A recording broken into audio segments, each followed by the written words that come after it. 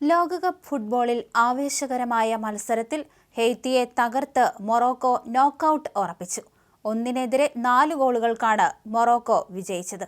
എന്നാൽ ഗ്രൂപ്പ് സിയിൽ ബ്രസീലിന് പിന്നിൽ 2ാം സ്ഥാനക്കാരായി മൊറോക്കോയ്ക്ക് തൃപ്തിപ്പെടേണ്ടി വന്നു.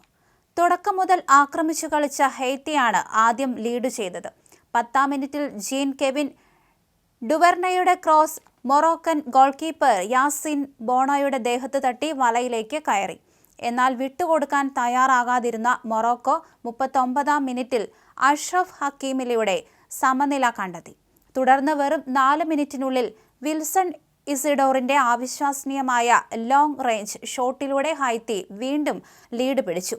ആദ്യ പകുതി അവസാനിക്കുന്നതിന് തൊട്ടുമുമ്പ് ഹക്കീമിയുടെ ക്രോസിൽ നിന്ന് ഇസ്മായിൽ സൈബാരി ലക്ഷ്യം കണ്ടതോടെ സ്കോർ 2-2 എന്ന നിലയിലായി.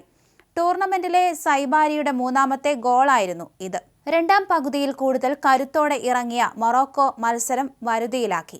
30-കാരൻ സൂഫിയാൻ റഹീമിയുടെ തകർപ്പൻ ഷോട്ട് പ്രതിരോധ താരത്തിന്റെ ദേഹത്ത് തട്ടി വലയിൽ കയറി മൊറോക്കോയ്ക്ക് ലീഡ് നൽകി. തുടർന്ന് റഹീമി നൽകിയ പാസിൽ നിന്ന് ഗസീം യാസിൻ അനായാസം പന്ത് വലയിലാക്കിയതോടെ മൊറോക്കോ വിജയം ഉറപ്പിക്കുകയായിരുന്നു. 1974 ശേഷം ആദ്യമായി ലോകകപ്പിൽ പങ്കെടുത്ത ഹെയ്ത്തിക്ക് പോയിന്റുകളൊന്നും നേടാനായില്ലെങ്കിലും ഈ ലോകകപ്പിലെ അവരുടെ പ്രകടനം ആരാധകർക്ക് അഭിമാനമായി. 52 വർഷത്തെ കാത്തിരിപ്പിന് ശേഷമാണ് ലോകകപ്പ് വേദിയിൽ അവർ ഗോൾ കണ്ടെത്തുന്നത്. തോറ്റെങ്കിലും പോരാട്ട വീര്യത്തോടെ പൊരുതിയ ഹെയ്ത്തി താരങ്ങൾക്ക് കാണികളിൽ നിന്ന് വലിയ കയ്യടിയാണ് ലഭിച്ചത്. ഈ ഗ്രൂപ്പിൽ നിന്ന് ബ്രസീൽ ഒന്നാമന്മാരായി നോക്കൌട്ടിലേക്ക് മുന്നേറി.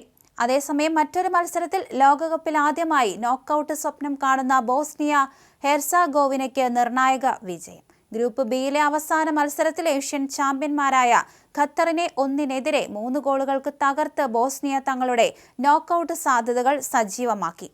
സിയാറ്റിലെ ചൂടേറിയ കാലാവസ്ഥയിൽ കരുതലോടെ തുടങ്ങിയ ബോസ്നിയ 29ാം മിനിറ്റിൽ മത്സരത്തിന്റെ നിയന്ത്രണം ഏറ്റെടുത്തു. 18 വയസ്സുകാരൻ കെരീം അലാജ് ബെഗോവിച്ചിന്റെ വകയിലായിരുന്നു ആദ്യ ഗോൾ.